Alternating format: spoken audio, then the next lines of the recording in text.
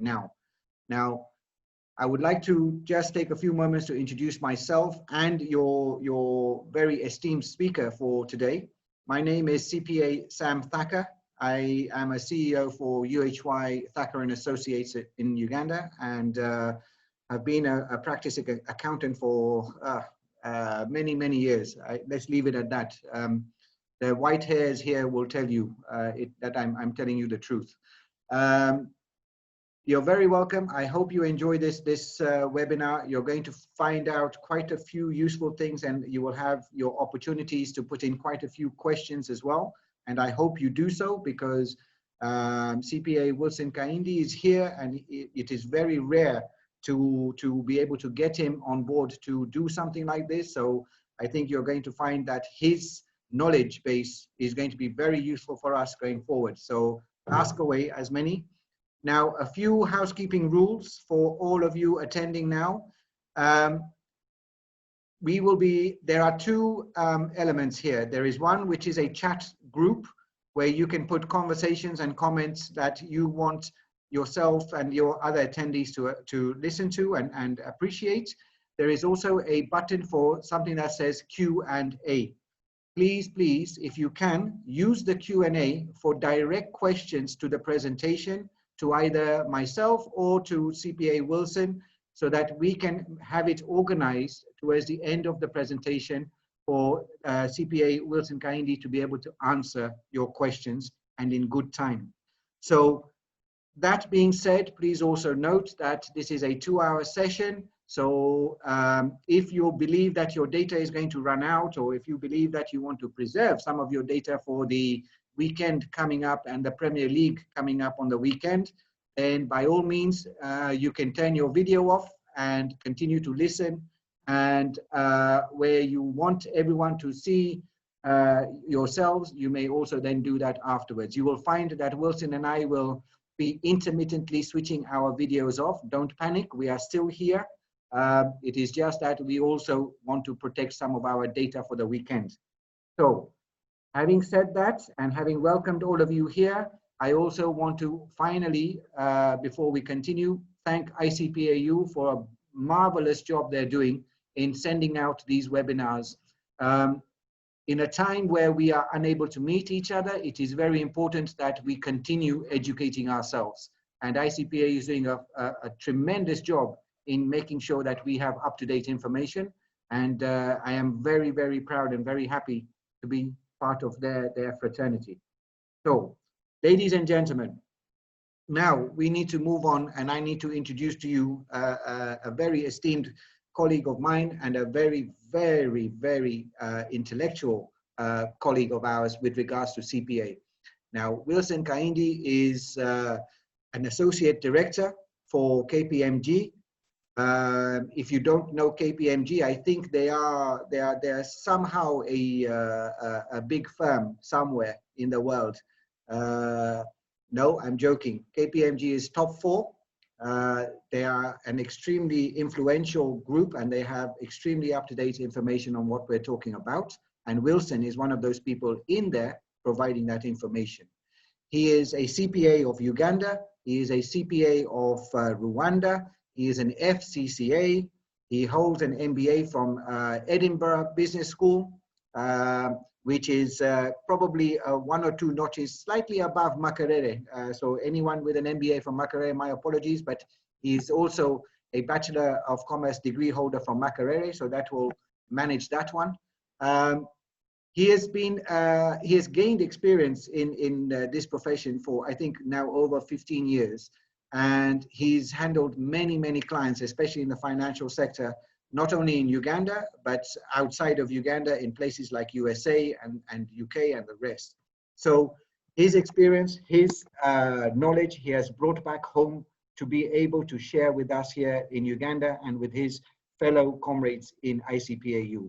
So ladies and gentlemen, please, please give him a, well, you can't scream and shout or clap, but if you are sitting there, do what I do and clap and welcome CPA Wilson Kaindi for the presentation for IFRS 13, Fair Value Measurement. Wilson, I'm going to hand over to you. The show is all yours, and good luck.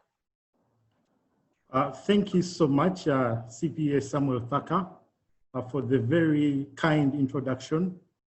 I am profoundly honored to be able to present IFRS 13 fair value measurements with the rest of the accounting fraternity. And I thank each of the members that have taken their time to actually get on this call to be able to listen to us today to walk through this fair value. Obviously, these are unprecedented times. And I have done presentations, a couple when we had the physical meetings in the different hotels, Africana, Royal, and this is different. So I am as if I'm on a radio station, quite interesting. So I can't see you, but I'm very sure that each one of you right there is listening and is going to work with us through this journey of the presentation. Like CPA Samuel Thacker mentioned, we will be switching off the video just to save internet for some other users, and also for people whose connectivity is not that good, depending on where you are. So, but I had to make sure that at least I have the video turned on at the start so that you can confirm that you're not listening to a robot. A robot is not presenting to you. So this is a human, and I hope we can learn together today as we go through this training. So we will be taking questions and then providing answers within the chat at the end. So allow us just go through the presentation. So we'll go through. Unfortunately, I won't be able to look into your eyes to confirm that you're following with me, that you're not doing anything else, but nevertheless, please enjoy. So let me turn off the video right now, and then we will start walking through the presentation. I believe everyone is able to hear me. Okay, so I'll just stop the video. So IFRS 13 fair value measurements is one of those standards that was put together by the International Accounting Standards Board. It was originally a joint project with the FASB, that's the Federal Accounting Standards Board for the US, in what that time was an effort to converge the two standards. That's the American and then what the rest of the world is using. So I'll give a brief on the background. Then we'll do an overview of the standard. We'll talk about the scope, then the fair value measurement principles, then the valuation techniques, inputs, and the hierarchy. Then how do we deal with fair valuation in this time of uncertainty? We'll touch the disclosures and then other considerations of the impact of COVID-19. Then lastly, we'll attempt to do a case study where we shall go through a real scenario trying to perform a fair valuation of a building. So let's get into it. So the ISB added a fair value project to its agenda way in September 2005. So in November 2006, ISB published a discussion paper, fair value measurement, which was done together with the US SAS 157. So that is the name of the standards of the US that they were using at that time. They've also since changed. And this was the basis of the preliminary reviews. In October 2018, ISB's experts advisory panel published a report measuring and disclosing the fair value of the financial instruments in the market that are no longer active. In May 2019, ISB published the exposure draft. In June 2010, the FASB, that's the US regulator, published their own exposure draft to amend the accounting topic 820, fair value measurement. ISB, where Uganda falls, also published a limited re-exposure of a certain proposed disclosure requirements. In the year 2011, in May, the ISB published the IFRS 13 fair value measurement, and they first amended the accounting topic 820 to align with the IFRS 13. So IFRS 13 became effective for all accounting periods that were starting 1st January 2013. So whoever was reporting financial statements for the year that ended 31 December 2013 was required to actually comply with the requirements of this new standard. If you recall, if you've been long enough in the profession, that year there were a number of standards that came up, all trying to address financial instruments and the like. IFRS 7 was another example that I can quickly remember. So there were a couple.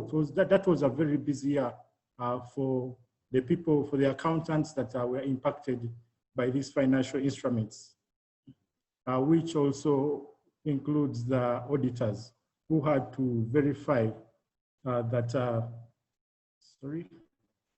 the clients had effectively made the necessary accounting and disclosures. Fast forward, and this is not a background for IFRS 13, but the World Health Organization has declared COVID-19 a global pandemic. We are in the middle of a pandemic right now, and the accounting standards are expected to respond so that the information that is being disclosed to the users of financial statements has been able to take into consideration what this impact is. So we are going to analyze this IFRS 13. How has it been impacted by the COVID-19, and how does it help us respond to that particular challenge within our accounting profession? So fair value, I'll go to this overview of the standard itself. So fair value is defined as an exit price. Don't worry if you don't know what an exit price is. We'll be talking more through that in the slides that are ahead. So the standard introduced a comprehensive framework for measuring fair value when such measurements are required under other IFRS. Now, you note that different IFRS and IS actually allow the fair valuation, but IFRS 13 then becomes like an umbrella where all those standards that do allow fair valuation seek the guidance from, and we will be sharing those shortly. Then the standard also required additional disclosures, including those non-financial assets. Now, when I talk about non-financial assets, we are talking about things like land, maybe the biological assets as well would fall into that. Then your financial assets would be your debt instruments, for example, your equity shares as well.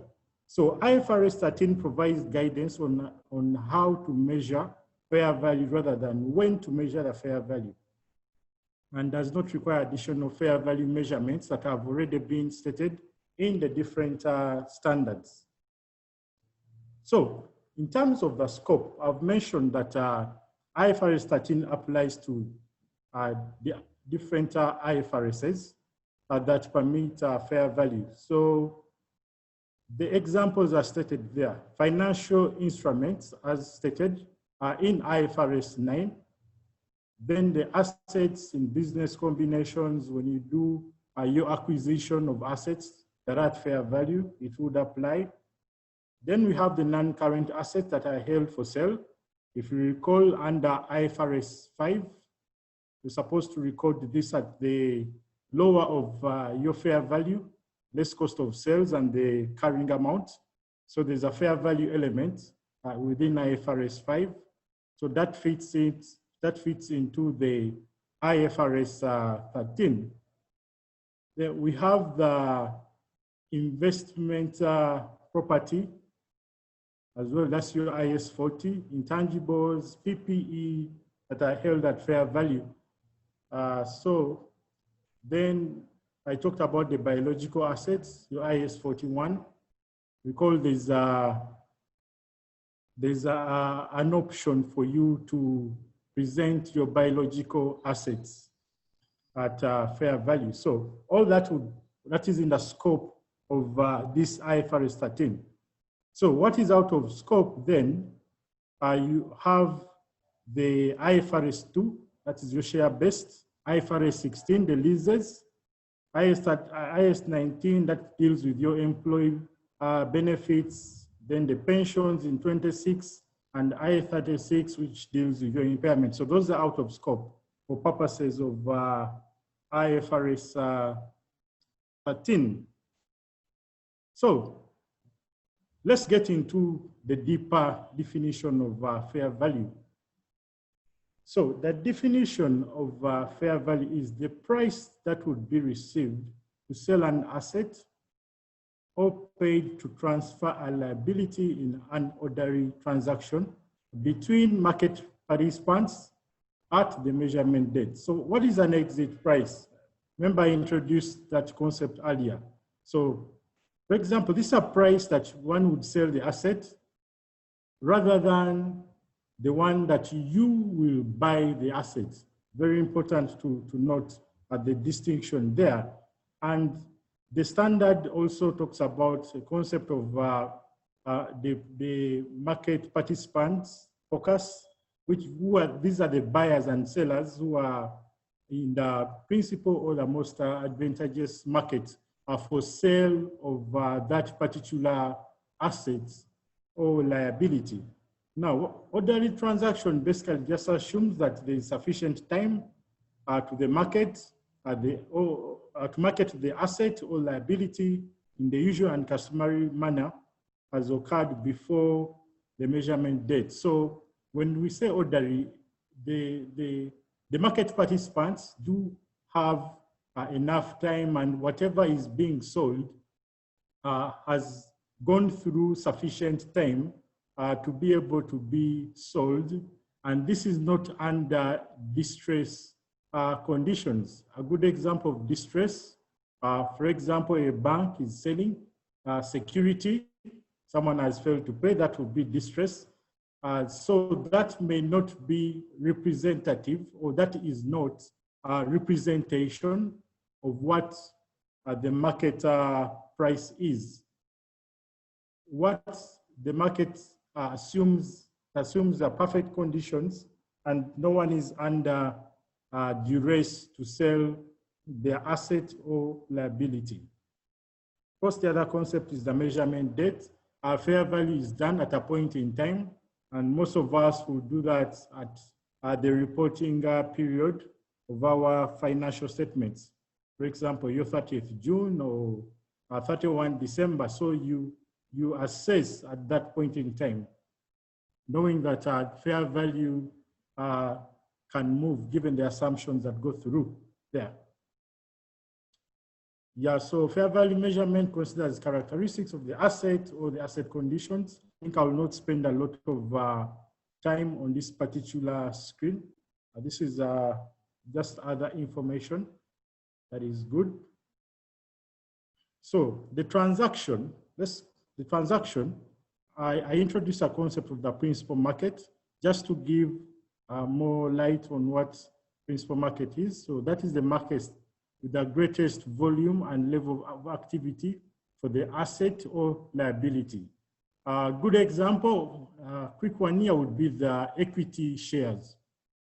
For example, one has shares of, say, a Stanbic or a DFCU Limited.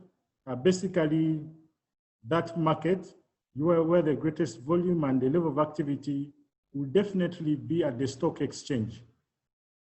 That is where you would have a lot of trading, and that will be the very principal market. Then most advantageous, the market that maximizes the amount that would be received to sell the asset or minimize the amount that would be paid to transfer the liability, after taking into account transaction costs and transport costs. So only used in the absence of a principal market. Now, if you recall, and this is fast forward again on my presentation, you have the fair value hierarchy where level 1, level 2, level 3. Level 1 being those assets that you can just easily go to a stock exchange and be able to get the market price that was ruling at a point in time. However, that may not be the case for non-listed assets. So then one brings in these are the most advantageous markets. So, and that would only be used because the principal market is non-existent because they are not listed. And therefore you have to look at alternatives. For example, one would use, if you had shareholders that were buying into a company, one could value that company, say, based on the most recent price at which the latest buyers into the company have taken that on. So that becomes now the alternative in the absence of a principal market. So entity must have access to the principal or advantageous market to be able to determine the fair value.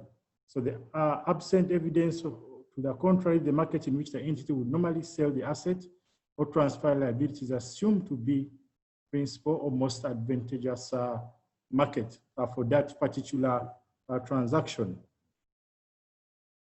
Now, there is also another concept, and allow me, I'm giving a background to these concepts so that when we now reach the point where we are subjecting the impact of COVID-19 on fair value, we are able to relate some of these concepts. The other concept within the standard is the highest and best use, and this is for non-financial assets. And he's saying that the assets, when you're determining the basis of valuation, that valuation for a non-financial asset, it has to be physically possible to use that asset you're trying to value for that particular reason. And then it has to be legally permissible, financially feasible, and maximizing value. And then there you'll be, if you have this like a dichotomous scheme, you say yes, yes, then you're able to use those particular parameters to measure the value of the asset. Otherwise, you may not be able to measure the value of that non-financial asset. Talking about the building, the land, etc. I think we have an example here to help us drive the point home on the highest and the best use. So I'll just read through this as it is to help you understand the concept that I'm trying to put forth in the previous slide. So assume that an entity acquires in a business combination. So that the entity has bought another. It has obtained land that is currently used as a site for a factory. So recent zoning changes permit residential use of land, and some adjacent sites have been developed from the residential use. The highest and best use of the land is determined by comparing the value based on the current use. As an industrial property, which is the current use, the value of the land and the factory are 300,000 and 140,000 respectively.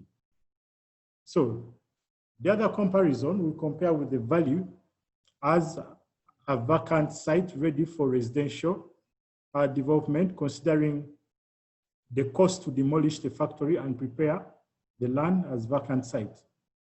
So as a site for residential property development, the fair value of the vacant site after considering cost of demolishing the factory and the other conversion costs 550,000. So the question then becomes, what should this land be valued at?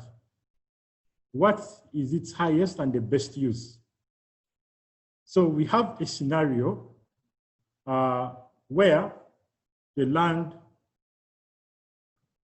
can be used as a factory, but then according to the new zoning, the residential can also be put on that particular land. So when I'm determining the value of that land, I compare if I'm to use it for factory works, what would I obtain?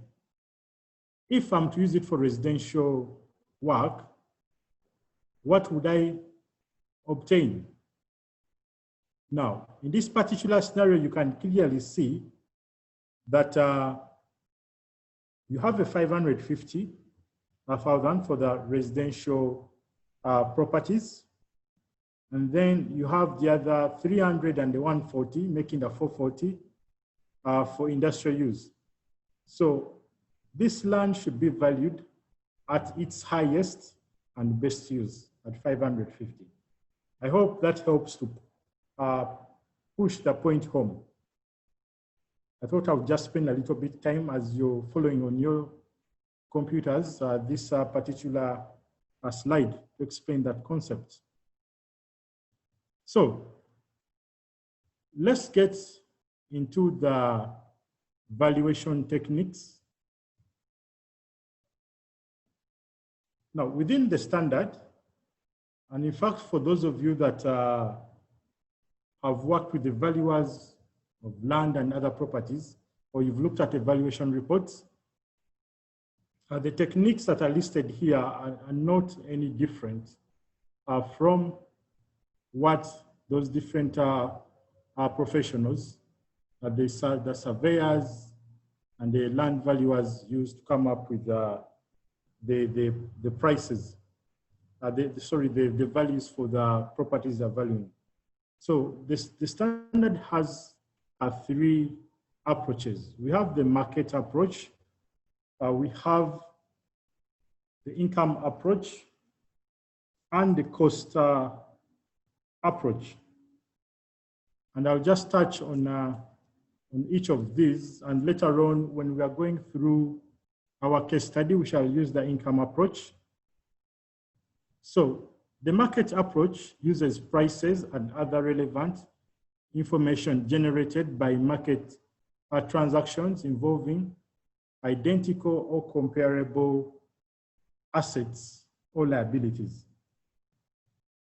So the market techniques that would fall under the market approach often drive market multiples from a set of comparative assets. A market multiple expresses the value of a business or other assets in terms of its ratio to a financial, operating, or physical metrics. Let me just explain that a little bit. So for example, I will use, maybe I'll use an example of a bank. Assuming that I am a bank, Bank A, and I'm trying to determine what is the value of my Bank A, of course, based on the share price. Then I have a listed bank. I'll use Stanbic, which was previously listed. So you have a Stanbic which is listed on the USE. So you look at, say, the total assets of Stanbic or the net asset value of a Stanbic. You compare Bank A, which is not listed.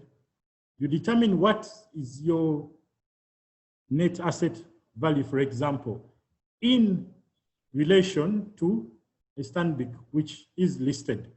So then in your valuation, some of the metrics then you'd be inputting would be based on the Stanbic, which is listed, or assuming we had more banks, so listed on the USE, then you're probably looking at an average.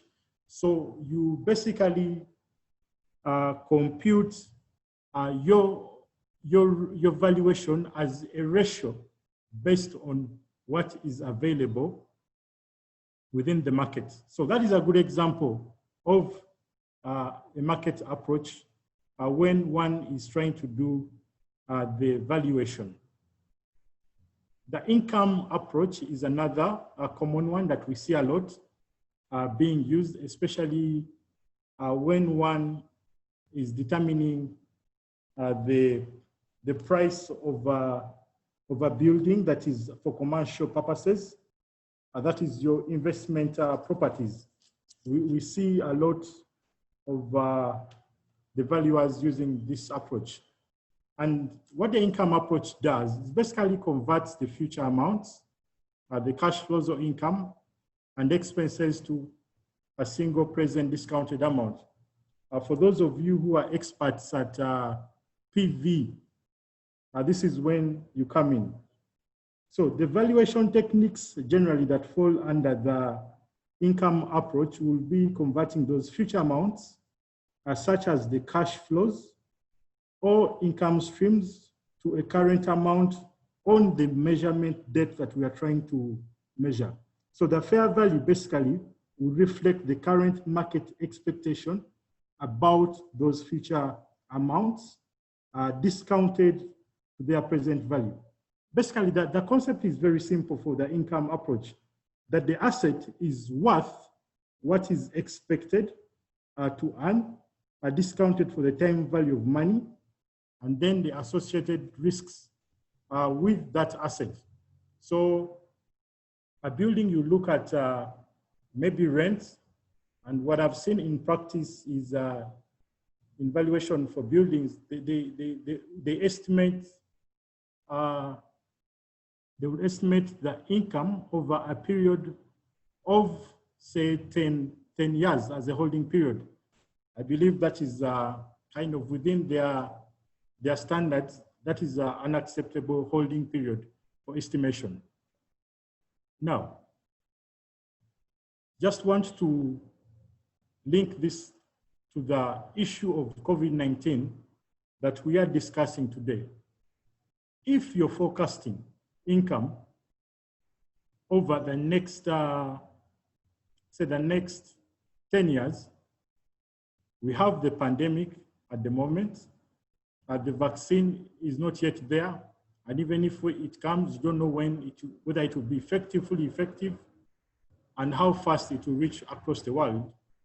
So you have a scenario of trying to predict or to project how much revenue you'll be earning over that period. Now, here is the challenge. We've seen companies that are failing in business. So those will actually probably have them as a tenant today, but over the next couple of years, they run out of business as a result of COVID-19. Then within that valuation, usually we have what they call the void rate. A void rate being a percentage that you expect will be of the building that will be empty. In that case, how do you determine that, given these uncertainties? If I was an auditor right now, and if I'm an auditor right now looking at evaluation, those are the things that I'll be looking out for. In terms of how do you justify the occupancy rates, given that now people are moving towards working from home? So in future, we are going to see a lot of valuations that will be subject to a lot of challenge. As the pandemic came to the world is going to evolve. I mean, we realized actually we can work from home and do it effectively, at least for some of the organizations that are able to provide access to the infrastructure of their companies while the workers are home. So you will see that the tenants will either leave the premises, or they are going to ask to reduce the amount of space that they are currently occupying. So I think you see how then this whole fair valuation is being impacted by the invisible enemy, COVID-19. The other approach is the cost approach. So this basically reflects the amount that would currently be required to replace the service capacity of an asset. Basically what we call a replacement cost. So if one was to attempt to use the cost approach for a building, would basically say, if I was to set up a current building, say, which building can I use? Maybe what? Pension towers, well, that's not complete. I'll use workers' house, the NSSF house, for example. One would have to then do a costing of material using the current prices to be able to determine how much one would reasonably spend if they were to put up a similar building. And that would become the fair value of that building. But like I said earlier, especially for the investment property, the best approach would be the income approach, because the property has been put in place for purposes of collecting income, and therefore it is logical for the value to be based on the income projections. For the market approach, then a good example becomes maybe land.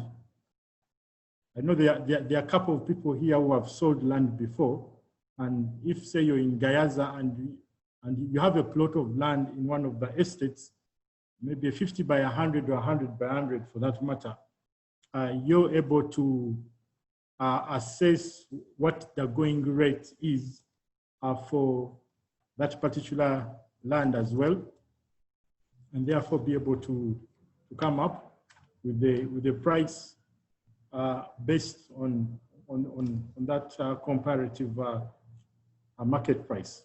So those are the core valuation techniques within the standard, the IFRS 13, the guidance that it provides. Now, within these valuation techniques, you have the inputs that go into the different models. You'll know that for some, you've probably come across the models that I use to come up with these values, some ranging from very complex models and others to fairly straightforward ones.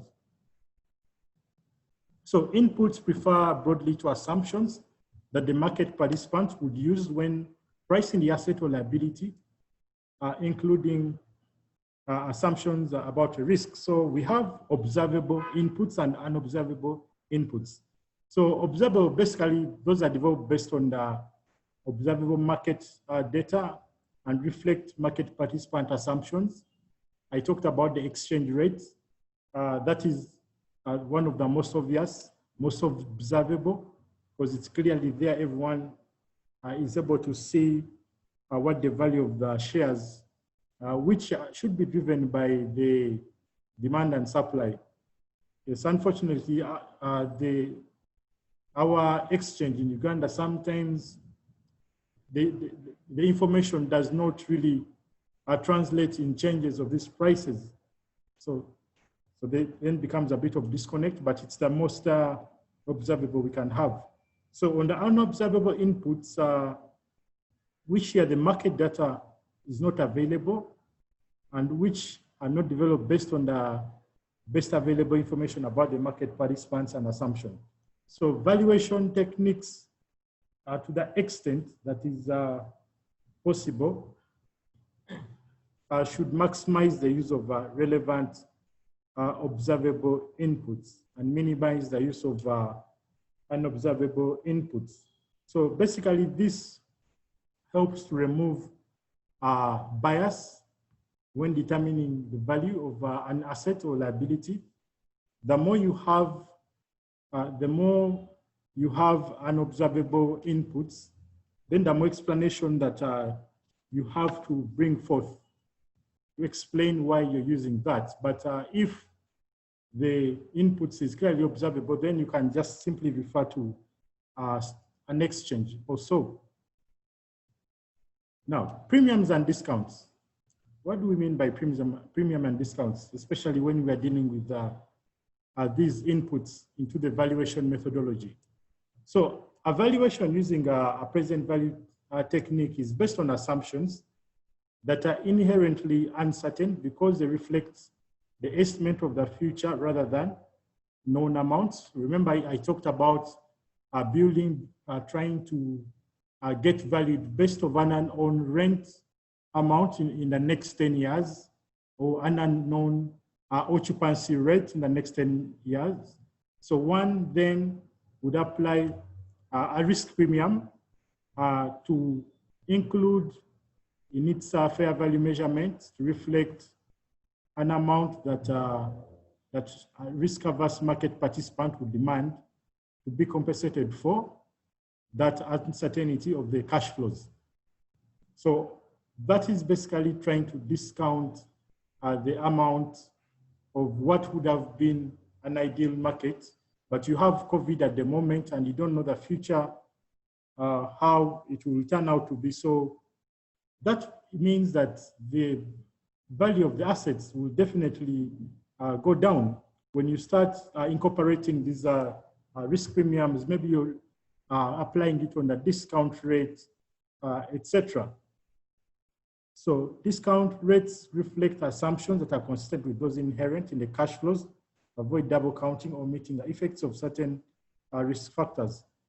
Assumptions about cash flows and discount rates should be internally consistent. For example, the cash flows, if they include the effect of expected inflation, then the discount rate should be able to have that as well reflected. Now, a quick table here as well. We'll not spend a lot of time on it, but I've captured a lot of this. So for the level one fair valuation hierarchy, those that fall under level one, of course, you would use the quoted price, except in a very limited instances. If there is none, then you have to use a premium discount as a characteristic of the item, and has to be consistent with the unit of approach. Then you include that premium or discount in the fair value measurement that I've talked about in the previous slide.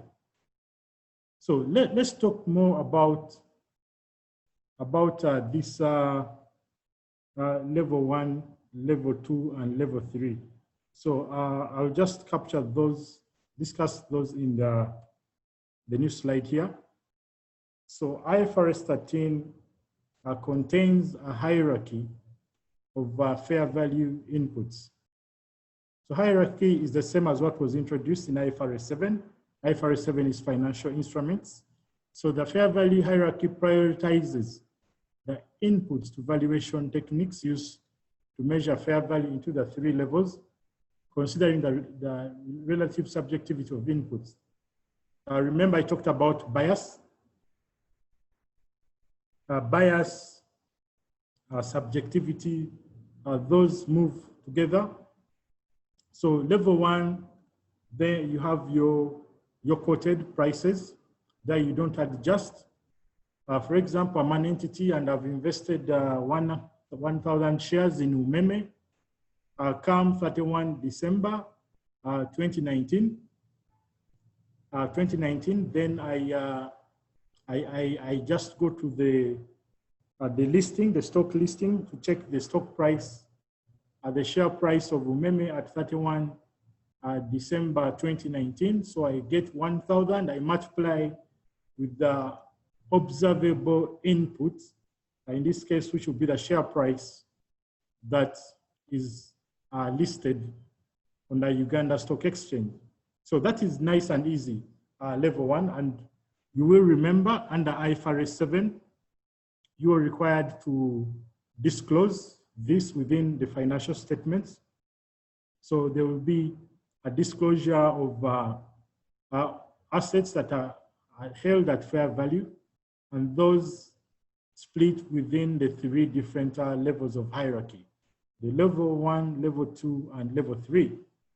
So under level 2, the inputs are other than quoted price, that is included in level 1, that are observable for the asset or liability either directly or indirectly. Remember what I talked about when I gave an example of a bank trying to use another bank, a listed bank's share to come up with theirs. So here there's a bit of a link of an asset to an observable input. So it is not directly observable, or neither is it completely unobservable input. So there's a link to the observed when one is coming up with the price for this particular level 2. Now, level 3 is where you have the completely unobservable inputs. I don't know whether we have someone on the call there who has actually tried to value, say, chicken. See, one of my clients, we used to do some valuation, and it was very interesting to come up with the fair valuation of the egg, of the chicken that lays the egg, that now the egg which turns into the chicks that are sold in the market. So a lot of assumptions. You can imagine how difficult it is and how much input, level of inputs and justification has to go through this level 3 determination of value, because you do not have a fully observable input, and you have to rely on assumptions. So what then you're required to do is to keep checking and validating those assumptions. I remember one of the assumptions there was say mortality rate. You know, how many chick out of 1,000 will actually die off. Maybe in your prior valuation, you say, I'll lose 1%. So me, when I come as an auditor and you put 1%, I'm going to ask you, can you show me evidence that you actually lose 1%? So when we check, then you find that maybe they are losing 5% or so. So those are the level 3 scenarios where a lot of engagement and subjectivity has to be done by the person performing the valuation. And the hope is always that there's no bias that has been involved. And therefore, one needs to keep checking and validating the accuracy of these assumptions that are being used to come up with the fair value of this. Again, that's some key that will lead you into the valuation of the classification of the different hierarchy, whether it's level 1, level 2, or level 3. So you see that if you have a quoted price for an identical item in a non-active market, and you have a yes, and there's no price adjustment that is required, then automatically you will go to level 1. If there are significant unobservable inputs, then you go to your level 3, the one I've just described, where there's a lot that has to go into the valuation of that particular asset. So one can easily use that to be able to move through to reach a conclusion of where your particular asset will be put. So these are discussion of the details really that we've talked about. The level 1 inputs, talking about the quoted prices, the market is active, and if there is a level 1 price, an entity must use that price for the fair value measurement, except exceptions include rather entity can use in certain cases a practical expedite and alternative pricing methodology that does not rely exclusively on that available quoted price, e.g. a matrix pricing. So basically the use of alternative pricing will result in a lower level fair value measurement. That is the expectation. Otherwise, you cannot say you have shares of Umeme which is listed, and then you come up with an alternative pricing that is higher than what is quoted on a securities exchange. That is highly unlikely. So level 2 will include some quoted prices for similar assets or liabilities in an active market, quoted prices for identical or similar assets or liabilities in markets that are not active. So, etc. There's a lot of literature that is captured there, and most of it we've been talking through. Then an adjustment to level 2 input that is not based on unobservable data and is significant to the entire measurement would result in a level 3 measurement. So one cannot hide under level 2, yet you put in some very significant unobservable input that is significantly impacting the value of that particular asset. If you look back, these are disclosures that were required on our financial instruments. They are basically there to protect the user of the financial assets to determine a go decision in terms of investments or no go decision. So you have these financial analysts that really scrutinize the financial statements and advise their clients excuse me, on where to invest.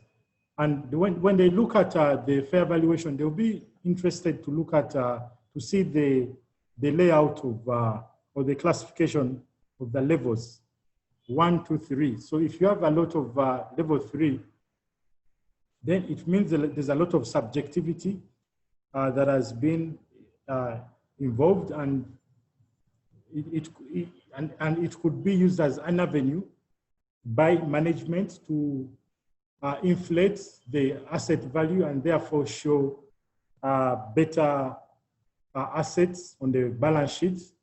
And as we know, whenever you have high assets, then you will have the different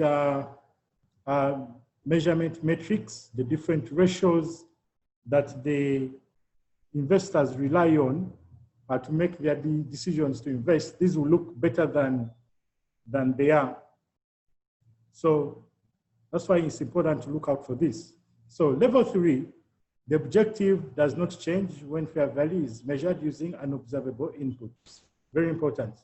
Whichever level you're at, the objective is to get the right fair value based on the available information. So an entity is required to develop the unobservable inputs using the best information that is available, which may include an entity's own data, but it's always good to use the external information, because then it kind of gives more credibility to the person that is using the data to come up with the valuation that is not largely reliant on internal information. So the external is quite preferable. Now, they are highlighted in yellow, just to keep tweaking back our minds to what we are discussing in terms of the the COVID-19. So given that there's a distortion of the market, we could see a couple of reclassification of assets to level 3, where management, given a lot of uncertainty, they are now coming up with assumptions to determine the different inputs to be able to input in the valuation models. So potentially, what was originally classified as your level 2 asset then could end up being reclassified to level 3 as a result of the impact the COVID-19 has had or is having on management's determination of assumption. The other inputs into fair valuation, which I'll just run through, as the bid and ask price. Will not talk so much into that, but all I can say, so when the inputs have been determined based on your bid and ask price, that's a dealer market fair value measurement should, irrespective of the level, the hierarchy, use the price in the bid ask spread. That is the most representative of the fair value. So basically, one would have to look at what the bid amount is and what the asking price, and be able to come up with a value that is within that spread to approximate it to the fair value of the assets or liability that is being determined at that point in time. So that is a discussion on the valuation techniques, inputs, and the fair valuation hierarchy, which will then be quite useful when we go to our case study later on. So from there, I want to move on to dealing with these uncertainties. I know I've been touching bits and pieces in the earlier slides on how to deal with the uncertainty in the fair valuation. So the expectation generally is that the fair value of investments and the businesses is going to decline due to the significant impact of COVID-19. We've already talked about the reduced cash flows that will be expected by different businesses. You know, the banks that say gave a moratorium on their loans, the credit risk will go up, so the non-performing loans will go up, and obviously that would impact on the valuation, say, of a bank at the moment in time. However, I'll just put a caveat. When I said all businesses generally will decline, I know there are certain businesses actually that will benefit from this pandemic. I guess if you're making face masks and you've gotten a government contract, this is a very good time for you, and the value of your business is actually way up there. The other example I quickly think of then are the digital platforms.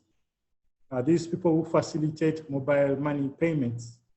I think they're doing well. The telecoms that have invested in data, the likes of MTN, Airtel, they should be doing well on the data front, and that should be able to increase their earnings and definitely also increase on the overall valuation of those companies. So we need to then do adjustments to account for these uncertainties that are surrounding the fair value measurements. For example, and how we do this is, if I'm determining the fair value, let me use a combination of the different valuation methods. Valuation methods, you remember we talked about the market approach. We talked about the income approach and the cost approach. So actually to challenge my valuation, if for example, I've been using a cost approach to determine a fair value for my assets over the many couple of years. However, I'm impacted by COVID, then I may want to apply the income approach as well to be able to come up with a comparative, just a check to see how far off or how near are the two methods to each other in terms of valuation. Then that should be able to generate some discussions at management level, and hopefully it is done without bias to be able to come up with the right fair valuation of that particular asset or liability. Then there's an adjustment of discounts on liquidity and other risks. I hinted on that. If, for example, you are expecting to receive rental income of $1,000 per month, but now you have vacancies, then you may consider actually lowering that amount to say an $800 per month for the next couple of years. That automatically would impact the value of your building, and hence you would have taken care of the impact of COVID. The other, again, is analysis of several scenarios reflecting the wide range of impact. Basically, what that means is you come up with several possible scenarios of what the fair value could be. And usually what we've seen here, we see what I've seen in practice, people would come up with a neutral scenario, then a worst case scenario, then a best case scenario. So looking at those three scenarios and putting into consideration the different inputs that are driving those scenarios, one should be able to then objectively assess before making a conclusion on what the right fair value of an asset or liability is given the different scenarios that one has been able to come up with, and therefore be able to come up with an approximate fair value that is less biased. So that is how we will deal with that uncertainty, and in the case study, I guess I'll be able to demonstrate a few things to that. So disclosures within the IFRS 13. As we all know, with all standards, you will have the recognition, you have a measurement, some of them subsequent measurement, and then definitely you always have to have disclosure requirements. So the objective of disclosures for assets and liabilities measured at fair value is to provide information that enables financial statements users to be able to assess the methods and the inputs that have been developed, recurring fair value measurements using significant and observable inputs. So IFRS 13 requires certain minimum disclosures by class of asset and liabilities. It requires that an entity should present quantitative disclosures in a tabular form unless another format is basically more appropriate. So the disclosures that were brought into effect by the IFRS 13 then, there was a requirement to disclose the quantitative disclosures about an observable input for level 3, describing the level 3 valuation, the process, the policies and procedures. So in this COVID era, you can only imagine that more of this is going to be required. The narrative description of sensitivity to changes in the unobservable inputs for recurring level 3 measurements, then the fair value hierarchy that I talked about, the level 1, level 3, level 2 as well. Then the other bits, the accounting policy choice on disclosures, timing of the transfer between the level of hierarchy. If one moved the asset between the different hierarchies of fair value, that would have to be disclosed within the financial statements. And liabilities with inseparable third-party credits enhancements as well. So in practice, there are very few liabilities that are recorded at fair value, but yes, there could be some. Then for those companies that prepare interim financial statements that meet the requirement of IS 34, interim financial statements, this is usually the listed entities and some other regulated entities are the ones who would prepare interim financial statements. So the disclosure requirements are also the same as would be for the annual financials. That would be the requirement in terms of the fair value disclosures. So yeah, so I am trying to move a bit faster. I see it is 3:09, and we need to make sure that we are done by 4 p.m., including the Q&A and the case study. So I'll just pick up a bit faster, but we are almost there in terms of the material that we have to go through. So impact on COVID. Basically, the uncertainty that is associated with management assumptions about the future is likely to be significant. It is important that management develops robust disclosures to help users understand the degree of estimation uncertainty that exists in estimating the recoverable amount and the sensitivity of the recoverable amount to reasonably possible changes for key assumptions. So I won't belabor the point, but with the increased uncertainty, the users are going to be more interested in how management has been able to determine the value, given the huge uncertainty that is surrounding the current period with COVID-19, given the reduced activity in the market and the like. So the next section there are other considerations of the impact of COVID-19 basically on the fair valuation.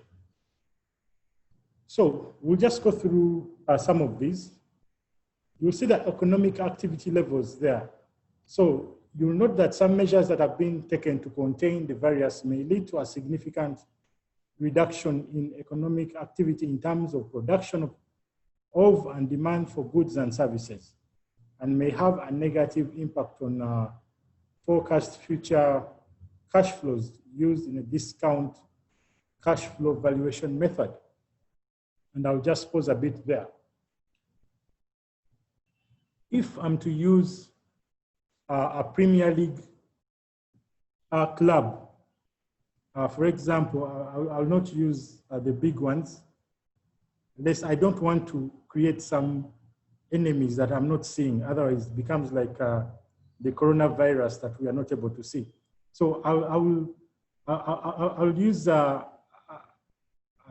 lower club, say like Fulham Football Club that plays in the English Premier League. We all know that the funds in the football league, the Premier League, have not been allowed in the stadiums at the moment.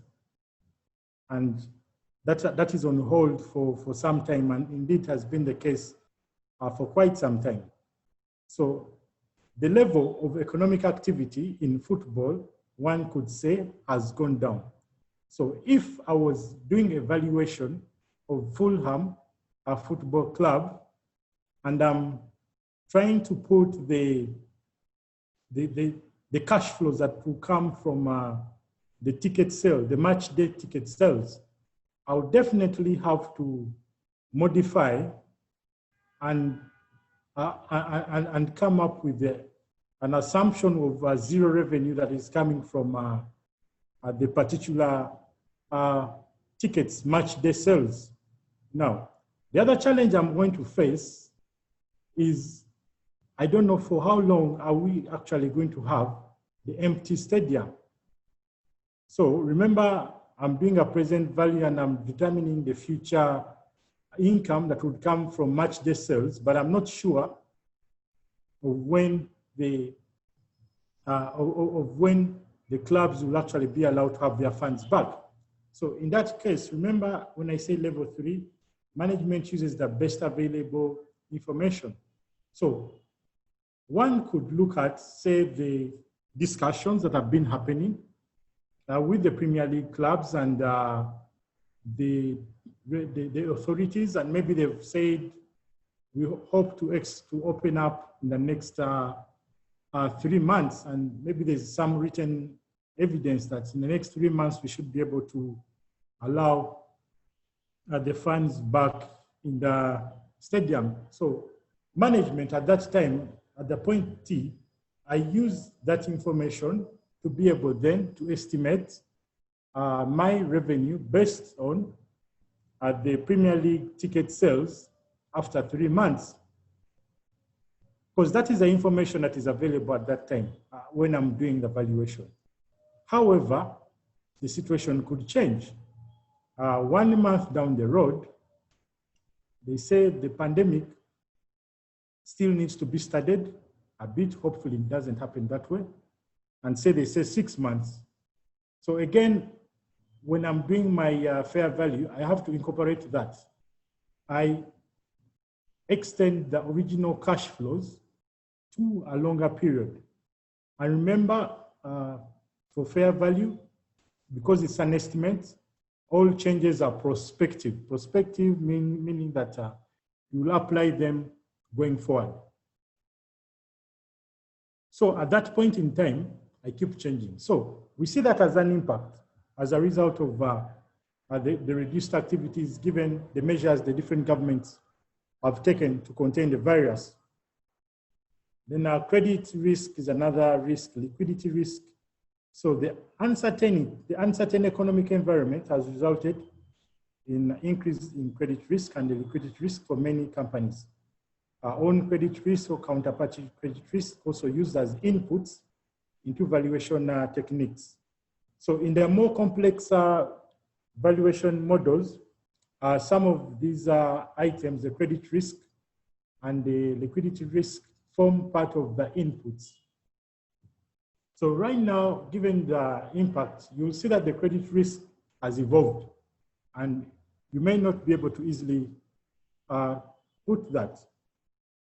Then forecasting risk, which I've touched on, fair value measurement should reflect the greater uncertainty in making economic and financial forecast in the near time due to the difficulty in forecasting the magnitude and the duration of economic impact of COVID-19. Clearly, we don't know how long this COVID-19 is going to take. So one needs to keep monitoring the different methodologies, especially the one of the income approach, where the forecasting is used, the forecasting of income as an input over a long period. Yet we don't even know when COVID-19 will be out. The other is foreign exchange risk. Companies with significant sales of purchases in foreign currencies may be adversely affected by exchange rate movement. Now they're talking about exchange rate movements here, of course, which impacts on the earnings of the company, and therefore the valuation when one uses the earning multiples and the other methodologies where profitability is a key impact. The other thing that we look at, of course, are the closed borders. If certain items can't be sold, then you have impact on the inflow, and therefore the exchange rates as well. The Pentagon in there if you obtain your sales through exports. Then the commodity price risks. Obviously, companies that are in extractive industry will be significantly impacted by decreases in commodity prices. The very best example is the oil industry. Yeah, as you know, when there was lockdown, there was few cars moving. And you should have known that, you should have realized that globally, the oil prices went up. Though in Uganda, I'm not so sure whether they really went down or they ever go down. But globally, the price for oil had gone down, and now it's just picking up. So if you're valuing an oil company, all that comes into play. Then, putting on the eyes of the auditor, we bring in the issue of modification of audit opinion and emphasis of matter in the audit report. So if I'm doing an audit, for example, for the education sector, I'm auditing a school. This school had been struggling before COVID, but they've not had income for the last so many months because of the students that have not been able to go to class. Then I'm going to do a going concern assessment because the triggers are there.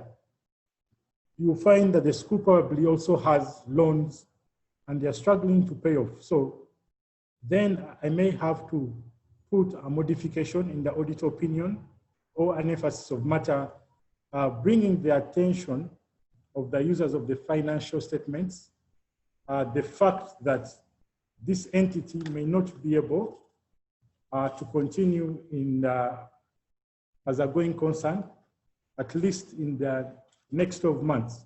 So I would have to put that into consideration.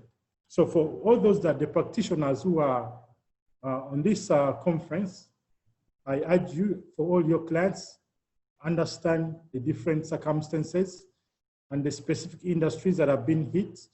I mean, we know that tourism industry has been hit as well. So if you're an audit of a company in the tourism industry, you may need to consider that you have to have a modification in the audit opinion, especially for the upcoming financial year ends. In fact, right starting from the 31 December 2019 through to 31 December 2020, as we continue to monitor the situation. Thankfully, the airports were open, and it doesn't guarantee that the tourists will come back to that level that they were at. So again, in valuation, one has to look at the extended period of when management anticipates that the tourism activity will be back to a considerable level. So all this is in an uncertain COVID situation. So that covers the bits on the theory that I wanted to share with you. And the last bit of my presentation, you know, we accountants love numbers. I thought I would just share with you some numbers, a practical situation where we have numbers being displayed to be able to come up with the fair valuation for a building, in this case, ABC Limited Towers building. So I'm just going to switch presentations in a bit. So Give me a second.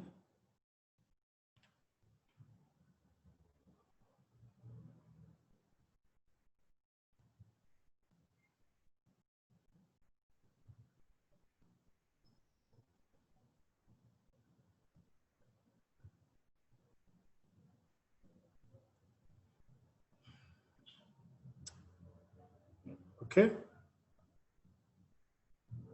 I hope everyone is able to see this Excel. So I'll just give a bit of summary here. I'll just switch to the summary. So this is a valuation that has been done for ABC Limited Tower. Let's assume ABC Limited is one of the companies that is performing say medical services somewhere in Mulago, and they have a building. They have a building where they are subletting out to different companies, and these are expected to pay in dollars. So for starters, before COVID and after COVID, we are assuming these are, maybe they are dollars. So we are going to assume that the building was valued at $11.2 million. Now I've split between what is currently occupied and then what is not occupied in terms of spaces. So if I link this back to our valuation techniques, this particular case, I'm using the income approach to be able to forecast the income that we might be able to get from this particular building, and therefore determine the fair value of this building. So I've split the computation between what is occupied and not occupied. So I have tenants, A limited, B limited, and C limited. Now, we're also assuming that this particular valuation has been done before putting into the perspective the impact of COVID-19. So this is running from 2020 right to 2019, forecasting the amount of revenue that will be earned as rental income from A limited here, B limited, and C limited. So in 2020, I'm assuming 680, 193, 133. I have my total there, and then discount. I'm going to apply a discount, basically getting the present value of those cash flows. So I've assumed this is one since I'm just it's in 2020. So now this discount factor, the discount cash flow is a multiplication of my total income times the discount factor. Now, of course, when I'm coming up with the discount cash flow, I have to determine my discount rate. I've assumed here a discount rate of 14%. Now, let us analyze and just put our heads together in terms of the cash flow forecast. So I'm assuming that ABC Limited are going to have a perfect situation and even be able to increase rent. So I've started, okay, there's a bit of a decrease there. Then I pick up again. However, I want to show that as one is if I'm assuming I'm a limited property manager, so I start receiving calls that, you know what, A limited is struggling and therefore will not be able to pay my $680,000 that I had anticipated to get each year. So certainly, and I'll just change it. I'll just change this. My 680 that I had anticipated I'll be getting from this client becomes 500. Okay? So I undo here. Maybe I'll just scroll to the bottom here a bit to show you. So I have a 5.9 there as my valuation of the cash flows based on the current scenario. Now, if you keep your eyes here, see 5.9, and I'm changing this now to a 500,000. Certainly, the value of my asset has dropped. $900,000 has been slashed off. And this is real. This is what is happening with COVID. You're seeing tenants that are requesting for reductions. They're taking less space to be able to survive through this unprecedented time and the uncertainties. Well, I could go on and change the cash flows for B Limited as well, but it is basically similar to what we have seen in the case of A Limited. So assuming that the clients, several clients come through and request for these discounts, some leave, where you had projected some revenue, it actually becomes zero, then the asset value, the fair value of the asset you're holding is slashed off. So unfortunately, I can't see faces to confirm whether people are following or not, but I'll have faith. And I'll just pause a bit on this screen as people internalize what we've done here. So we have three companies. We have three companies here: A Limited, B Limited, C Limited. These are the forecasted rental income to be received over the period right to 2019. So I add this, I apply my discount factor, so I get the discount cash flows. Then I get my total, and that becomes my fair value. Obviously, this is this particular example is not meant to really compute the valuation of a property. There are certain items I have to remove just to keep it not so complicated, because I know valuers apply some other aspects. You have reversionary interest, some people put a capitalization factor, etc. But this should help drive the point home in terms of what we are trying to forecast. Now, so that is what I have on my portion of the occupied spaces. I've just divided my building into two to ease my valuation. So I have what is occupied, and then I have what is not occupied. So the occupied, that is a summary of what the figure I have there. Now, my total lettable space, assuming I have 8,000 square meters of lettable space. Now, to get my unoccupied space, I'm just getting the difference, excuse me, between my total occupied and then the total here that is being occupied by A Limited, B Limited, and C Limited. You can see that the lettable area is 1,350, yet I'm having 8,000 lettable space. So which means I have unoccupied space of 6,650. Now, this unoccupied space, of course, has value. It being unoccupied doesn't mean there's no value in it. But now see, I have to estimate I have to estimate how much am I going to be able to fill those spaces over the next couple of years, given this COVID scenario?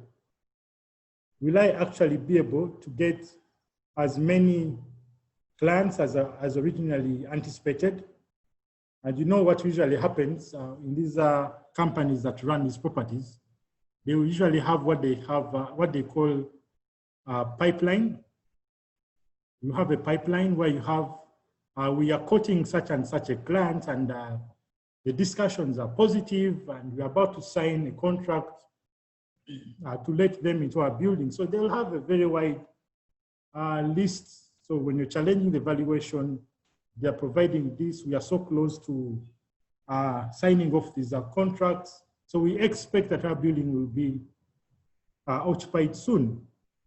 But all of a sudden, COVID-19 comes knocking. The government slaps a lockdown. Working from home becomes the new normal. How then are you able to incorporate these changes to reflect the current position and therefore to reflect the current market prices? So my area of occupancy is 6 on the unoccupied. I have that, so the percentage is 83.3. I'm assuming that maybe my lease term will be 3 years. Now, the assumptions start coming in, further assumptions rather. So my estimated rate per square meter, originally I'd thought that I would be able to charge $20 per square meter, but now in the depressed market, I'm going to make a business decision and reduce this 20, maybe to a 15.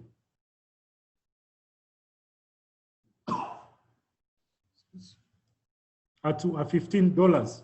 So I'm moving from 20 to 15 as a result of COVID to be able to attract more people to come to the building. Now, I'd also thought that between the year 2023, 2029, I may be able to get $15 per square meters.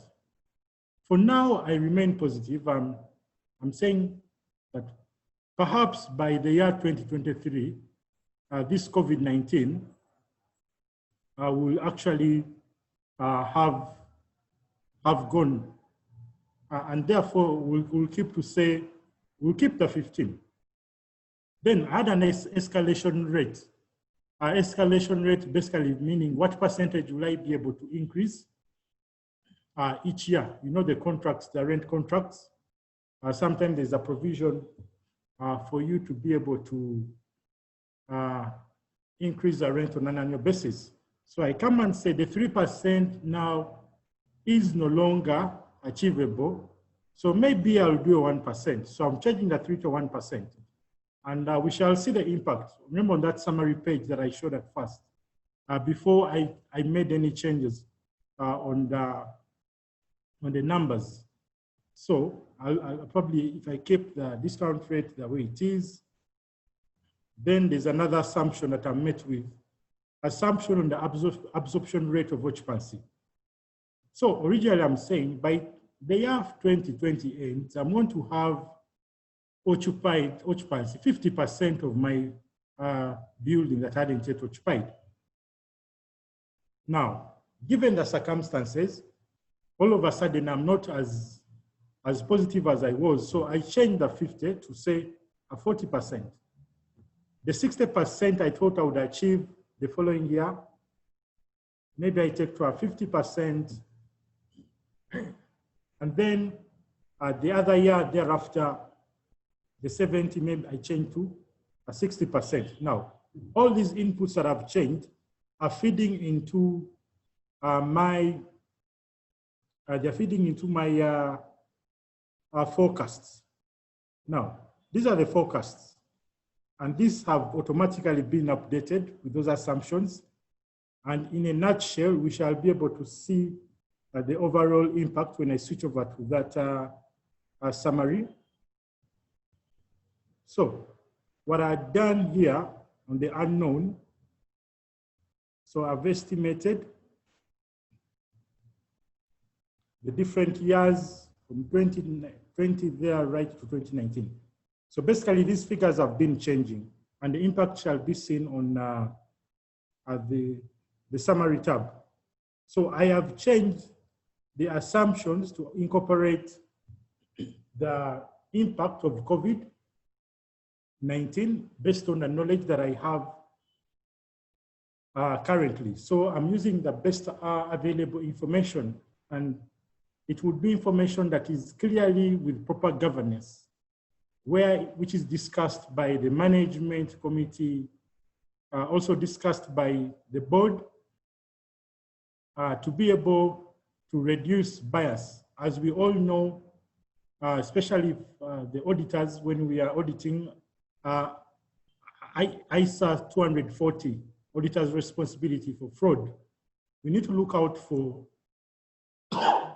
excuse me, we need to look out for these estimates that are subject to manipulation.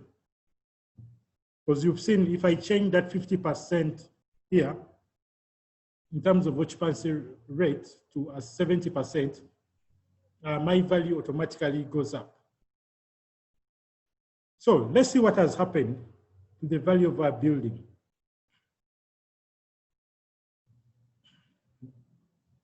Okay? I hope everyone was able to follow. So before COVID, my value was $11.2 million. Now, the changes that I've made have slashed that value to $9 million. That is an entire $2.2 million off the value of my property. So participants, this COVID thing is real when it comes to impacting the value of the fair values that are being determined, especially with these models. So we need to look out for those assumptions that are being put together by the valuers, by management, to come up with the different fair values and how the COVID impact has actually been put while coming up with this. So that brings to the end my presentation. I thought was very important to put in some numbers. So I've tried to leave 20 minutes for the Q&A, because we don't intend to keep you here past 4 p.m. It's only fair, it's a Friday, but I hope you enjoyed the presentation and you are able to follow through. Thanks so much. Back to you, Chair, CPA Samuel Tucker. Thank you, Wilson. I think that if you put your ear to your laptop speaker, you will hear all of the participants applauding your presentation there. Very insightful, very well presented, and obviously, as I mentioned in the beginning, done by a thoroughbred professional. So thank you very much, Wilson, for sharing your Friday afternoon with us here. I am also going to make sure that there is some clarification just for your benefit, Wilson. Wilson was talking for nearly 2 hours, so the coughing that you heard is not COVID, it is only a dry throat because he didn't even stop to take a sip of water. So our delegates, don't panic. Our CPAs are all clean and tested and healthy at the moment, touch wood. Now, Wilson, whilst I'm doing a little bit of housekeeping, may I request that you look at the Q&A chat group and have a look at some of the questions in there and try to attempt to prepare some answers for that. In the meantime, for the participants, there is just one issue which I want to raise now. I believe that we have someone who has logged in into the conversation and into the seminar today as Techno Phantom 9. Now, whilst that might be a very good name when you're playing video games, it doesn't help to show that on a CPD certificate. So Techno Phantom 9, if you look at the bottom left of your screen, your name will come up there. If you can please change that and put your name on there so that we can ensure that the certificate is made out to you and not to the manufacturers of the phones who are Techno. Thank you. There are several questions, and please do post your questions. The ones that Wilson may not get around to answering here, he will ensure that he sends you an answer directly or sends it to Ambrose at ICPAU, and they will forward it on to all of the delegates here. So don't worry, keep your questions coming so that we can look at going into the brains of one of the most senior accountants now here, working with KPMG to advise us. Just for your information, there's also going to be upcoming webinars. You have the Public Finance Management webinar, which is coming up on the 14th of October. If you haven't received an email about this, contact ICPAU. They will give you all the details. The next one after that is going to be on the 16th, which is about the NGO world. We have a lot of audit works being undertaken right now with the NGO sector and the not-for-profit side. It is going to be very important for all of you to attend if you're involved in that, so you understand the changes and the implementations of doing work within the NGO world is also there. Another hot topic which has been here around for now several years, but still seems to appear as a new topic. It is about Islamic banking and finance, which will be held on the 21st of October.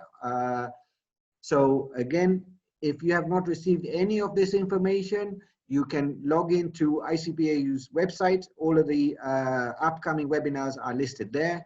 If you can't do that, you can contact ICPAU directly and they will gladly assist you and advise you of upcoming events.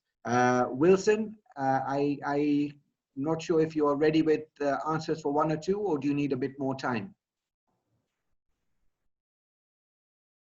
All right, Chair, thank you so much.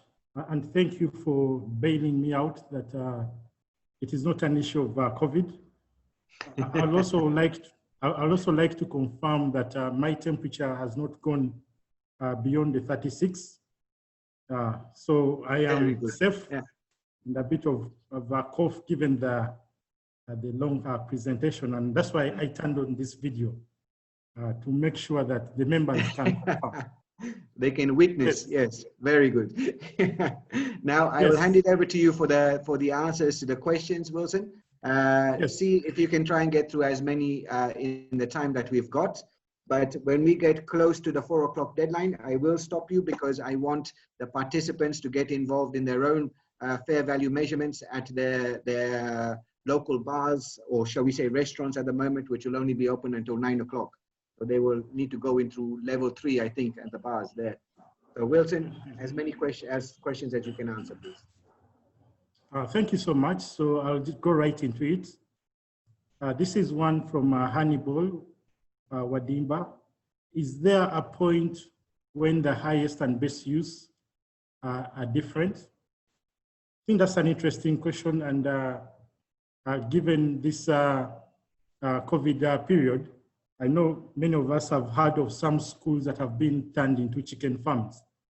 So at that point in time, whereas if using the school as an example, one could argue that whereas the best use for a structure may be a school, actually the highest value is currently being obtained from, say, chicken farming. So using that as an example, the answer is yes.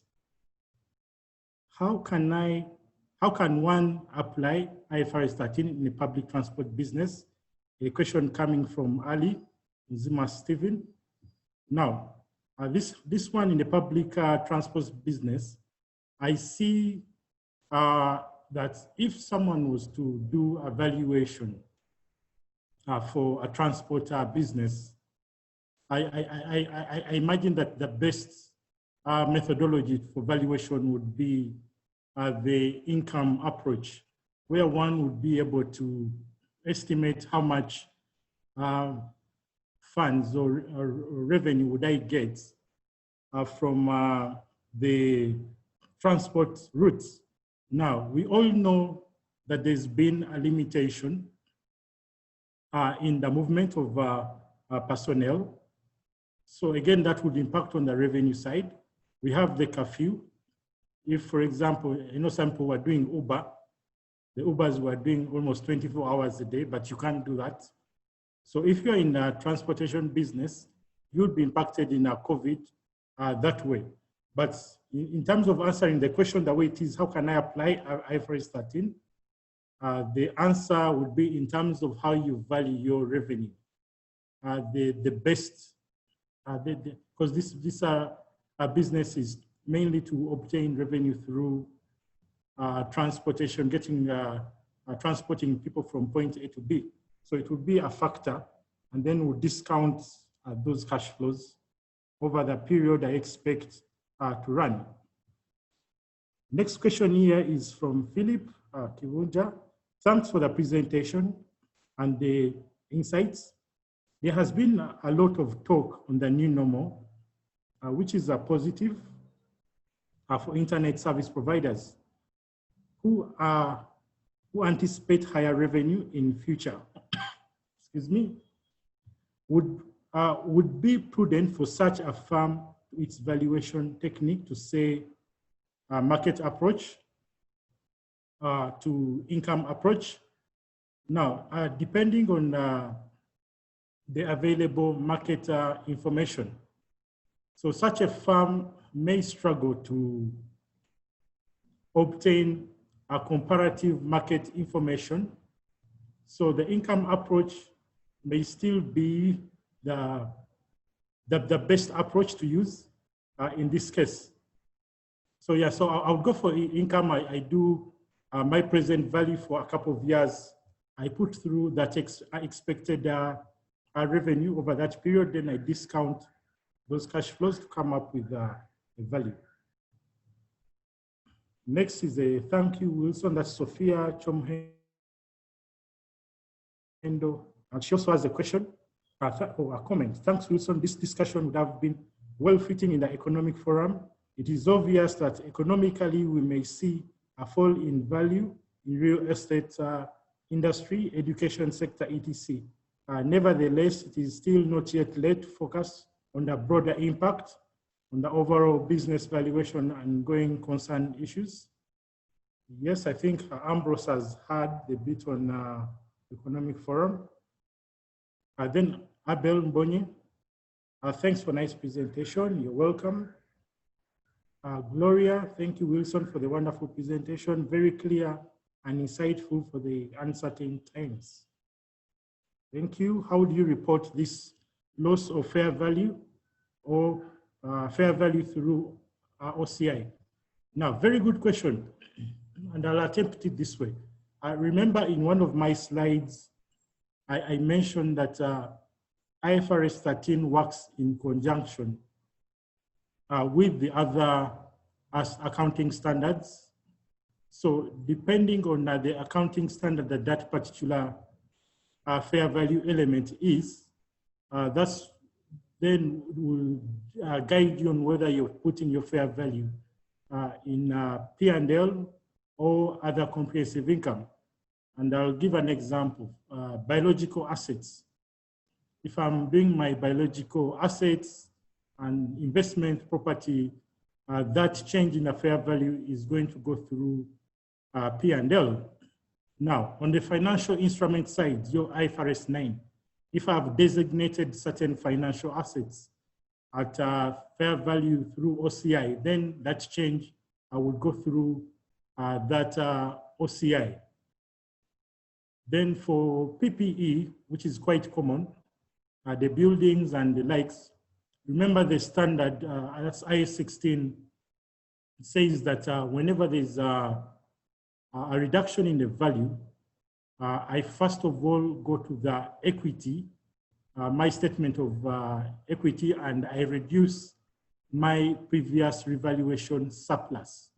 So I'll go and knock off the revaluation surplus till it is 0. And if it is not sufficient to cover the loss, then any differential would be put in the profit and loss account. So William, I hope that answers your question. Then Ernest Kili, can I exclusively rely on a client valuation for assets and liabilities using level 3 hierarchy as an auditor? Now, it is, the way I'll answer it, you need to first of all look at the governance around the model that the client has used to come up with that particular level 3 input. Yes, I talked about my example of the biological assets, and then I assess the reasonability of the inputs that have gone in there. So there is no way I can just get the report, the way management has done it, and then just rely on it. I gave an example of the mortality rates. If you're saying that we are losing, say, 10% of our chicken, can you show me record for the last 3 years? Have you actually been losing 10%? It could be that you're actually losing 15. You're losing more than that. So as an auditor, I have to go and interrogate the information that I've been given to assess that it's logical. Then there's what we call a retrospective review, because usually I'm doing an audit for 31 December 2019 as an example. I'm probably doing it in February, March, or even after. So I'll use the subsequent period to assess and compare how do the actuals that have happened within the particular client environment have been compared to the assumptions that management had prepared at 31 December 2019. And then there I'm able to assess the subjectivity, whether management is biased or not. Then another indicator would be also 5 assessing. minutes, Wilson. Yes. Sorry, he asked an auditor question. What did you expect? So I had to, I'm kind of taken into answering the auditor question. Yes, but yes, so I think I've answered quite enough on that. So I will run through the rest. Thank you for the presentation. Kindly clarify on the first example that was presented on fair value of the land due to change in the zoning to include residential. Within the intention of the factory management, strategic plans of intended use over the next years be considered as well before finally deciding on the value of the land and building. The simple answer is yes, James, you're right. If I come to audit and I'm looking at the valuation that has been used, if there is evidence that management preference is to actually keep the building as a factory, then I'll take the valuation of the factory because that will be the reasonable valuation based on the intention for them. But externally, an external party doing a valuation, it's important to say that an external party could have the intention of using the building otherwise. So then the other valuation, the best, the highest use would then come into consideration. Daniel Mwase, dear Wilson, thank you for the presentation. The question I have is, if my investment portfolio comprises of mainly government securities that we tend to consider as risk-free in the corporate finance world, would I have also to review the fair value of such securities in this COVID-19 era, especially when some of the countries have been severely hit by the pandemic and the rating of their economies has drastically changed from, say, A to B scale as they struggle through this trying moment, Uganda inclusive. Please throw more light on this. CPA Master Daniel, very good question. For starters, the government securities are not entirely zero risk-free, and we've had discussions with clients over this. you'll note that government securities fall under what IFRS 9 calls the low credit risk assets. And we still determine a probability of default, could be 0.0001, and multiply that. And that is based on the Moody's rating, which is applied on the securities value and unexpected credit losses determined. And that is what is put as the provision. So in this case, when the ratings of the countries change, the probability of default as published by the raters, you have the Moody's, Standard & Poor's, S&P, and other international raters, then the probability of default will increase, and therefore the expected credit loss will also go up. Okay, so lastly, Chair, allow me answer this, as last is still Daniel. Another question is, given the current impact of COVID-19 on the many businesses, how best would you advise the financial institutions to value the collateral securities attached to the loans offered to their clientele prior to the COVID outbreak, given that the fact that some of those businesses are neither closed or at the verge of collapse due to the reduced business opportunities, cash inflows, etc. Okay, just a minute. Your advice should consider the fact that many banks have tender of requiring their clients to present cash flows that show a pleasant position of the performance than the reality on the ground as a basis to justify the loan, and hence estimated cash flows discounted or otherwise are sometimes unrealistic. And now that COVID-19 impact is not about to be actually known, it may be difficult to apply some of the fair value measure principles. Thank you. This is quite a long question, but I'll try to dissect it in the next half minute.